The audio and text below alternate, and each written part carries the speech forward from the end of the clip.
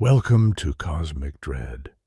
In the vast, uncharted depths of our world's oceans, mysteries abound. Mysteries that defy human comprehension and challenge the very fabric of our reality.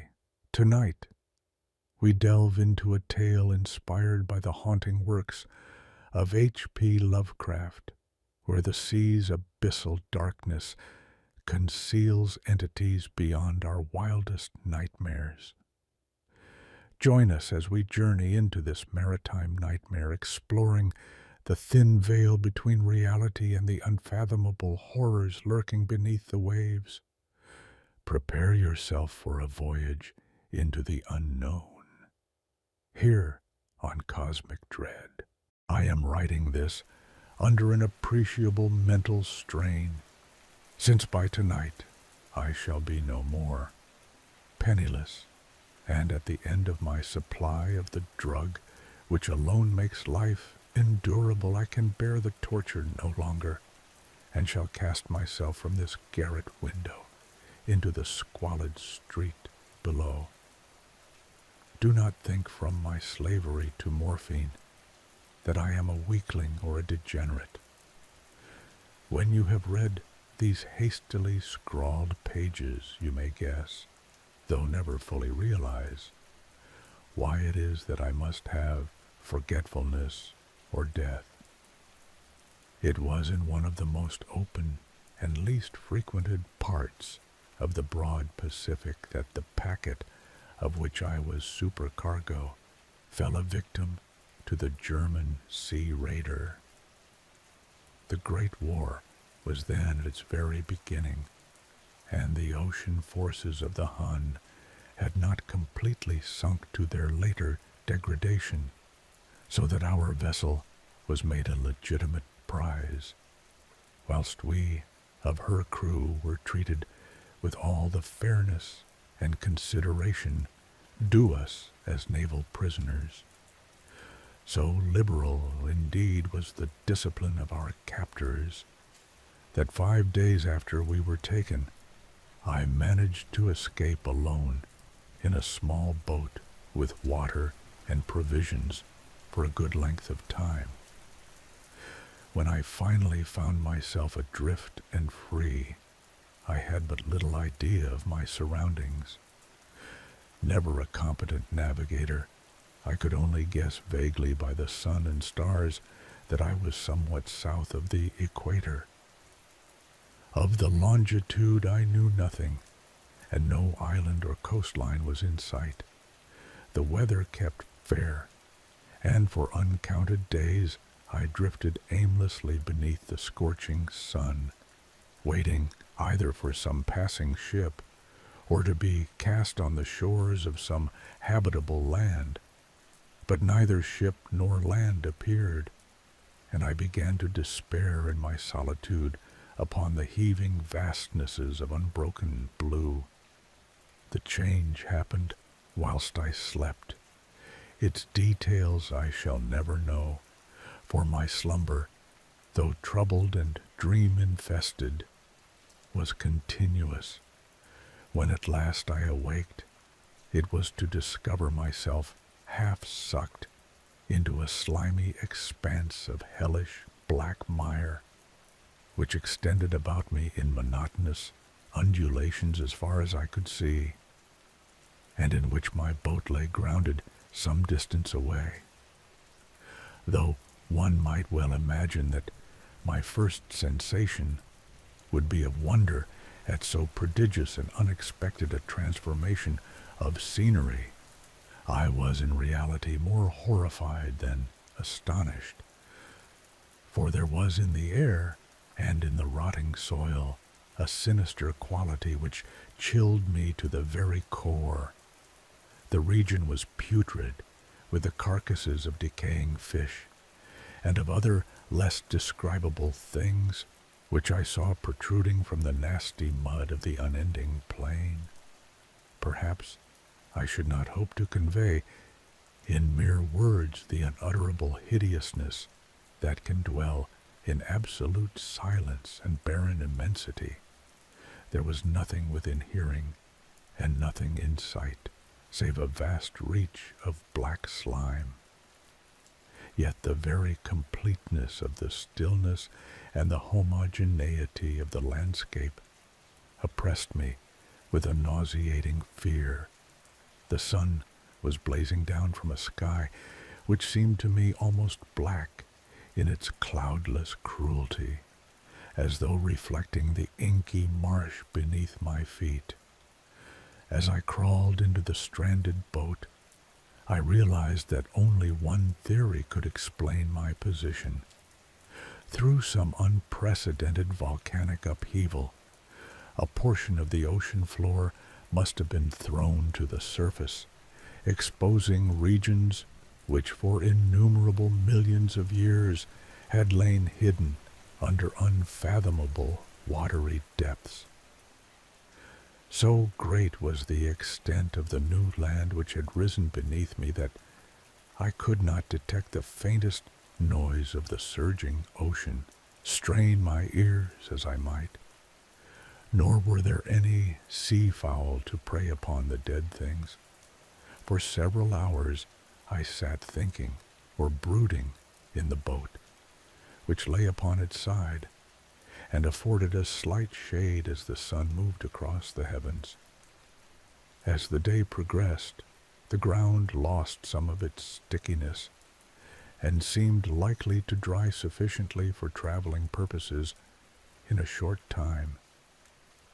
That night I slept but little, and the next day I made for myself a pack containing food and water, preparatory to an overland journey in search of the vanished sea and possible rescue. On the third morning, I found the soil dry enough to walk upon with ease. The odor of the fish was maddening, but I was too much concerned with graver things to mind so slight an evil, and set out boldly for an unknown goal. All day I forged steadily westward, guided by a faraway hummock which rose higher than any other elevation on the rolling desert. That night I encamped, and on the following day still traveled toward the hummock, though that object seemed scarcely nearer than when I had first espied it. By the fourth evening I attained the base of the mound, which turned out to be much higher than it had appeared from a distance, an intervening valley setting it out in sharper relief from the general surface. Too weary to ascend, I slept in the shadow of the hill. I know not why my dreams were so wild that night, but ere the waning and fantastically gibbous moon had risen far above the eastern plain, I was awake in a cold perspiration, determined to sleep no more. Such visions as I had experienced were too much for me to endure again. And in the glow of the moon, I saw how unwise I had been to travel by day. Without the glare of the parching sun, my journey would have cost me less energy. Indeed, I now felt quite able to perform the ascent which had deterred me at sunset. Picking up my pack, I started for the crest of the eminence. I have said that the unbroken monotony of the rolling plain was a source of vague horror to me, but I think my horror was greater when I gained the summit of the mound and looked down the other side into an immeasurable pit or canyon, whose black recesses the moon had not yet soared high enough to illumine. I felt myself on the edge of the world, peering over the rim into a fathomless chaos of eternal night. Through my terror ran curious reminiscences of Paradise Lost and of Satan's hideous climb through the unfashioned realms of darkness. As the moon climbed higher in the sky, I began to see that the slopes of the valley were not quite so perpendicular as I had imagined. Ledges and outcroppings of rock afforded fairly easy footholds for a descent, whilst after a drop of a few hundred feet, the declivity became very gradual. Urged on by an impulse which I cannot definitely analyze, I scrambled with difficulty down the rocks and stood on the gentler slope beneath, gazing into the Stygian deeps where no light had yet penetrated. All at once, my attention was captured by a vast and singular object on the opposite slope, which rose steeply about 100 yards ahead of me, an object that gleamed whitely in the newly bestowed rays of the ascending moon. That it was merely a gigantic piece of stone, I soon assured myself, but I was conscious of a distinct impression that its contour and position were not altogether the work of nature. A closer scrutiny filled me with sensations I cannot express, for despite its enormous magnitude and its position in an abyss which had yawned at the bottom of the sea since the world was young, I perceived beyond a doubt that the strange object was a well-shaped monolith, whose massive bulk had known the workmanship and perhaps the worship of living and thinking creatures. Dazed and frightened, yet not without a certain thrill of the scientist's or archaeologist's delight, I examined my surroundings more closely. The moon, now near the zenith, shone weirdly and vividly above the towering steeps that hemmed in the chasm, and revealed the fact that a far-flung body of water flowed at the bottom, winding out of sight in both directions, and almost lapping my feet as I stood on the slope. Across the chasm, the wavelets washed the base of the Cyclopean monolith, on whose surface I could now trace both inscriptions and crude sculptures. The writing was in a system of hieroglyphics unknown to me, and unlike anything I had ever seen in books, consisting for the most part of conventionalized aquatic symbols such as fishes, eels, octopi, crustaceans, mollusks, whales, and the like. Several characters obviously represented marine things which are unknown to the modern world, but whose decomposing forms I had observed on the ocean-risen plain. It was the pictorial carving, however, that did most to hold me spellbound. Plainly visible across the intervening water on account of their enormous size were an array of bas-reliefs whose subjects would have excited the envy of a Doré. I think that these things were supposed to depict men, at least a certain sort of men, though the creatures were shown disporting like fishes in the waters of some marine grotto, or paying homage at some monolithic shrine which appeared to be under the waves as well. Of their faces and forms I dare not speak in detail, for the mere remembrance makes me grow faint.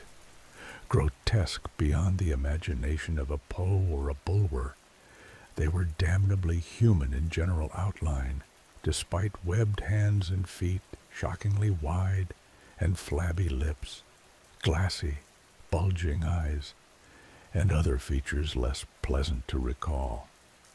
Curiously enough, they seemed to have been chiseled badly out of proportion with their scenic background, for one of the creatures was shown in the act of killing a whale, represented as but little larger than himself. I remarked, as I say, their grotesqueness and strange size, but in a moment decided that they were merely the imaginary gods of some primitive fishing or seafaring tribe, some tribe whose last descendant had perished eras before the first ancestor of the Piltdown or Neanderthal man was born. Awestruck at this unexpected glimpse into a past beyond the conception of the most daring anthropologist, I stood musing whilst the moon cast queer reflections on the silent channel before me. Then suddenly I saw it. With only a slight churning to mark its rise to the surface, the thing slid into view above the dark waters. Vast, Polyphemus-like and loathsome, it darted like a stupendous monster of nightmares to the monolith, about which it flung its gigantic scaly arms, the while it bowed its hideous head and gave vent to certain measured sounds.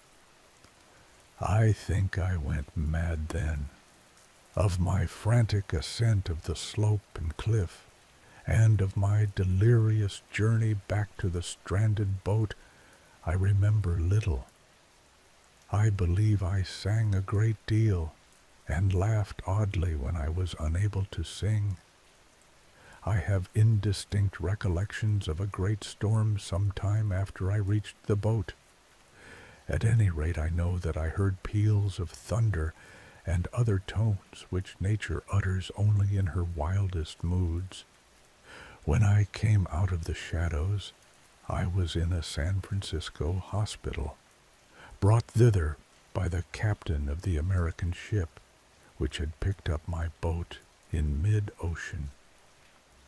In my delirium I had said much, but found that my words had been given scant attention.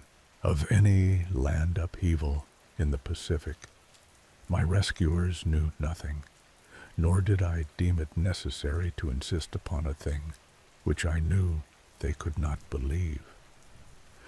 Once I sought out a celebrated ethnologist and amused him with peculiar questions regarding the ancient Philistine legend of Dagon, the fish god. But soon perceiving that he was hopelessly conventional, I did not press my inquiries. It is at night, especially when the moon is gibbous and waning, that I see the thing. I tried morphine, but the drug has given only transient surcease, and has drawn me into its clutches as a hopeless slave. So now I am to end it all, having written a full account for the information or the contemptuous amusement of my fellow men. Often I ask myself if it could not all have been a pure phantasm, a mere freak of fever as I lay sun-stricken and raving in the open boat after my escape from the German man-of-war. This I ask myself, but ever does there come before me a hideously vivid vision in reply.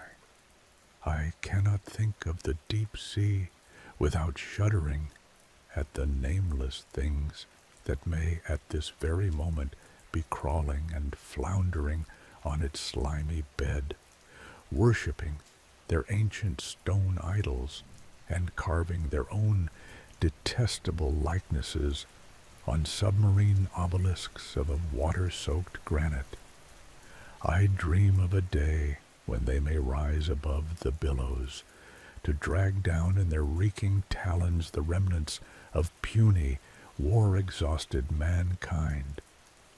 Of a day when the land shall sink, and the dark ocean floor shall ascend amidst universal pandemonium. The end is near. I hear a noise at the door, as of some immense, slippery body lumbering against it. It shall not find me. God,